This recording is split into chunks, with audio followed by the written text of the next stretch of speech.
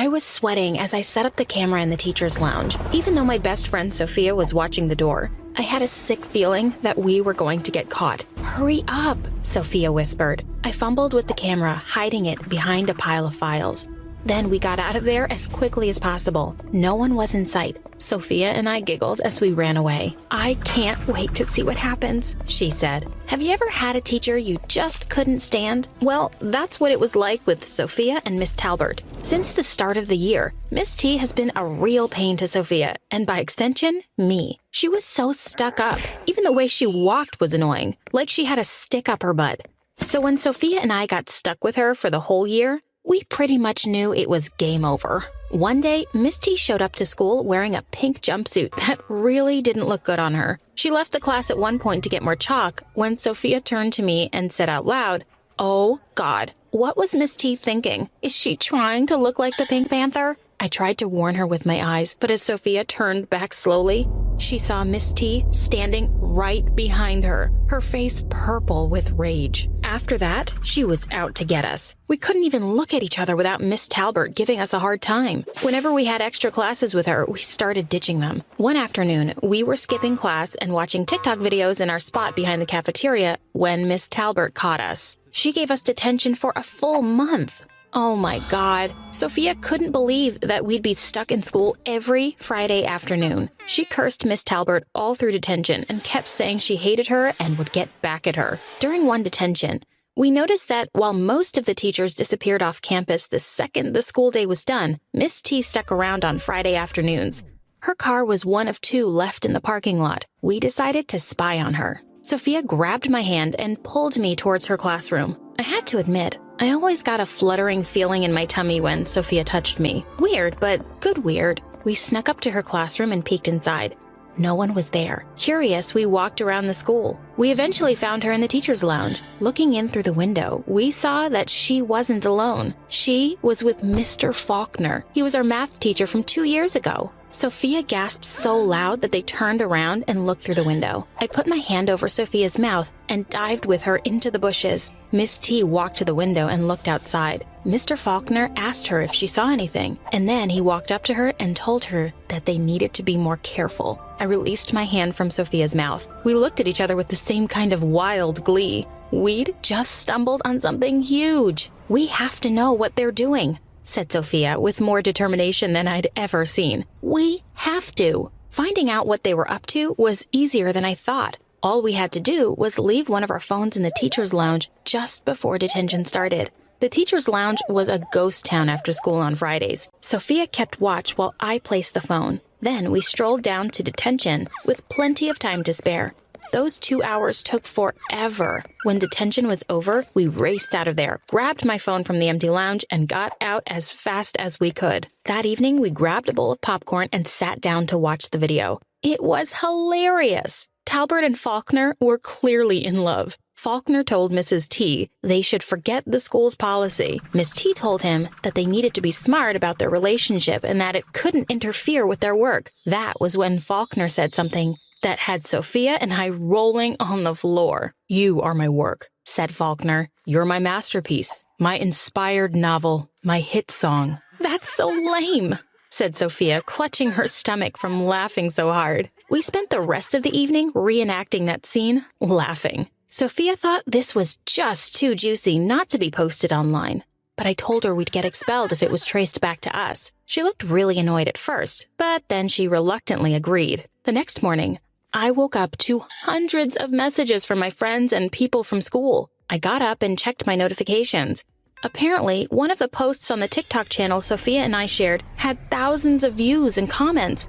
I checked my phone and almost died of shock. It was the video from the teacher's lounge. How had it been uploaded? I deleted it immediately, but I already knew it was too late. When I got to school, all the kids were cheering for me. Mark, this guy that all the girls thought was a total babe, walked by me and smiled. I found Sophia as soon as I could and scolded her for going behind my back and uploading the video. She started crying and said she was sorry. My heart melted immediately, and I couldn't stay mad at her. Actually, with all the attention we were getting, I couldn't decide if I should be happy or upset about the video going viral. My confusion didn't last too long. Sophia and I got called into the principal's office in the fourth period.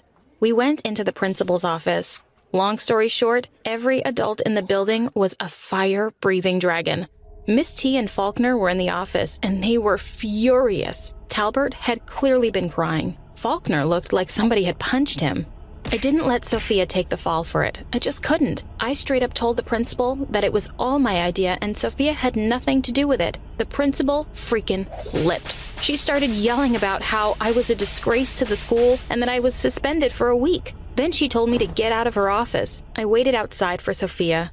Through the door, I heard the principal tell her that she needed to find a better friend. Hanging out with a rotten apple like me would hurt her chances of going to an Ivy League college. What came next really hurt. I could hear Sophia say, "Yeah, she's really spoiled. I shouldn't be friends with someone like her. It's already started to affect my grades." I heard the principal say there would be a disciplinary meeting for the two teachers as well. Faulkner stormed out of the office, followed by Miss T. Our eyes met. If looks could kill, there would be a dead Amy in the corridor. She said in a low, scary voice, "I'll make you pay for this, Amy." Before I could explain anything, she was gone. Then Sophia came out, and I could swear I saw a grin on her face. Maybe I'd imagined it because the next second, she looked pretty sad again. Instead of going to class, we went behind the cafeteria and quietly sat there. She squeezed my hand and said she was sorry she'd gotten me into trouble. I told her I felt very hurt that she had agreed with the principal in the office. She just looked at me with those big blue eyes and said, of course she didn't mean a word of it. How could I even believe that? Before I knew what I was doing, I leaned in to kiss her. She pushed me away. She was horrified and disgusted. I have to go," said Sophia. She picked up her bag and basically ran away from me as I tried to explain to her how much I loved her. No, what had I done? What was wrong with me? Why did I just blurt it out? She was going to hate me now. My parents went insane when they found out about the whole thing, and they were doubly pissed at Sophia for letting me take the fall alone. They asked me why I even stood up for her. I wasn't ready to have that conversation, so I yelled at them and told them to mind their own business. I was grounded for a week. I was an overnight hit at school, though. Turns out, going against a teacher everyone hates makes you really cool. In fact, Miss T and Faulkner got fired. Also, Faulkner had broken up with her and put the entire blame on her. I was a legend around school. I was getting texts and calls from people I didn't even know existed, and getting invites to all the coolest parties. Sophia had always said she hated those parties, so we never went, but now I could go. This was awesome. I sneaked out late at night to a party that weekend. People greeted me like I was a celebrity. I was getting high fives and smiles from everyone. Then I saw Sophia a few feet away, dancing and laughing with a bunch of people around her. I was so shocked. I thought she hated these noisy parties. It really didn't look like her first one. What is going on with her? The next day, I noticed Sophia had blocked my number. I was devastated that my best friend had turned so cold-hearted. Eventually, I figured I could use the attention I was getting to forget about Sophia. Everyone seemed to think that I was a rebel, so I became one. I started hanging out with the other rebels, and I even started dating Mark. Mark had a motorbike and barely even went to school. I figured Sophia might even be jealous. Besides, if Sophia ever spilled my secret, dating him was a good way to cover things up. I spent the next few weeks doing extremely stupid stuff with my new friends. I was ditching school all the time and staying out late. We would go around the neighborhood on bikes and throw eggs at people's cars and houses. On one of our eggscapades, Mark was driving really fast and his bike slipped, and we both landed hard on the street. I had scrapes all over my arms and knees.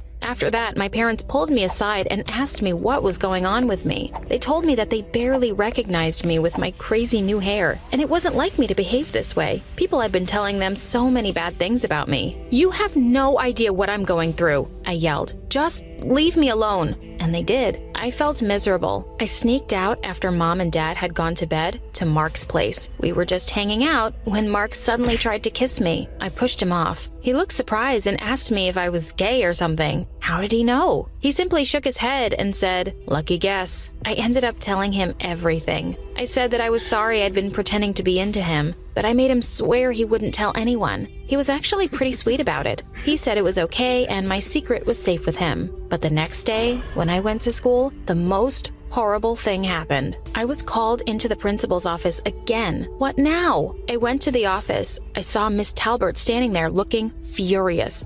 Wait, why was she back here? The minute she saw me, she jumped down my throat. Apparently someone had trashed her house. You had the guts to go into my house and leave a threatening note? She screamed at me. Who do you think you are, you idiot? All my protests that it wasn't me fell on deaf ears. I got suspended again. The minute I got home, I called Mark and told him what had happened. He said she was just out to get me and was probably making all this stuff up. I felt so angry at being set up by her. Mark told me to meet him later at a party that night, and we'd discuss how to get back at Miss T. I found Mark at the party, and he told me we should go talk in private. He took me to a dark, empty hall where I could barely see anything. Then, to my surprise, he took my hand and said, "I'm so confused about my feelings for you, Ames." Suddenly, he pulled me towards him and leaned in for a kiss. I nearly fainted. I pushed him off and jumped to my feet. "You know I love Sophia," I yelled at him angrily. "I will never love anyone else." I heard people laughing and the lights came on. I almost died of shock. Everyone I knew from school was there, even Sophia. I couldn't understand what was happening.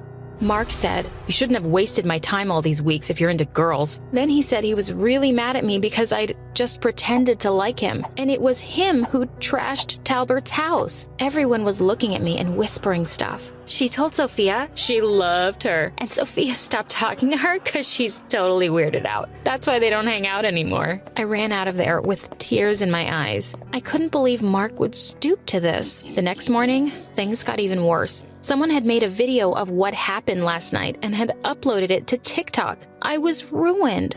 There was no way I could show my face at school. When my suspension was over, I had to go back. No one would let me live this down. Everywhere I went, people made fun of me. I wanted to disappear. I also realized how terrible it felt to have your privacy violated. Maybe this was all karma for making that stupid video. Just when I thought my life couldn't get any worse, it did. I got a call from my dad saying Mom had been in a terrible accident. I rushed to the hospital. While she was asleep, I cried and felt so terrible for what a horrible person I'd become. Dad and I were called into the police station and shown the CCTV footage of the accident. It had been a hit and run, and they were trying to get a hold of the driver. I could hardly believe my eyes as they zoomed in. Wasn't Miss T's car the same model? And it was definitely a woman in the driving seat, and those pink clothes looked all too familiar. Was she that crazy that she'd try to hurt my mom just to get back at me? This was insane. I had to make sure I was right before I reported her to the police. I went to her house, but I couldn't see anyone around. Luckily, the garage gate was slightly open. I slid under it and turned my flashlight on. I had to get a good look at her car. If it was banged up and had the same number plate, I had my culprit. Boy, was I going to make her pay for hurting my mom. The car was dented in the front. I had her now. But then I checked the number plate. The car was the exact same brand and model, but the number was completely different. I sat on the floor with my back to the car, holding my head in my hands. Was I just losing my mind? Suddenly, the light went on, and there was Miss T standing in the door that led into the house. She looked really surprised to see me. Weirdly, though, she didn't seem angry at all. I started crying, and she told me to come inside. I told her everything that had happened the past few weeks. She listened to me quietly, and once I was done, she said something that completely shook me. "I know it's not you, Amy. It took me a while to figure out who the real culprit was, and why they would want to hurt me." She took out her phone and showed me a few pictures of a young girl who looked a bit familiar. In one, she was standing with a doll's head in one hand and the rest of it in the other, and she was laughing hard. In another, she seemed to be trying to choke a frog. Miss T said that she had dated the girl's father for a while, and she noticed that the child's behavior was rather violent and disturbing. She told the girl's father when she nearly killed her pet hamster. After that, the girl seemed to be after her with a vengeance. She made her life miserable and was always playing pranks on her or telling lies about Miss T to her dad, who seemed to believe them. She could be very manipulative and sweet when she wanted to be. Eventually, Miss T had had enough, and she broke up with him and moved out soon after. The child's name was Sophie. It was only recently that Miss T figured out Sophia was the same kid. I couldn't believe it. Sophia had broken my heart, but the girl I loved wasn't a psycho. There was only one person who could clear this up. I looked for her everywhere the next day at school, but what I saw left me thunderstruck. I found Sophia and Mark making out under the bleachers. When they pulled away, Sophia asked Mark,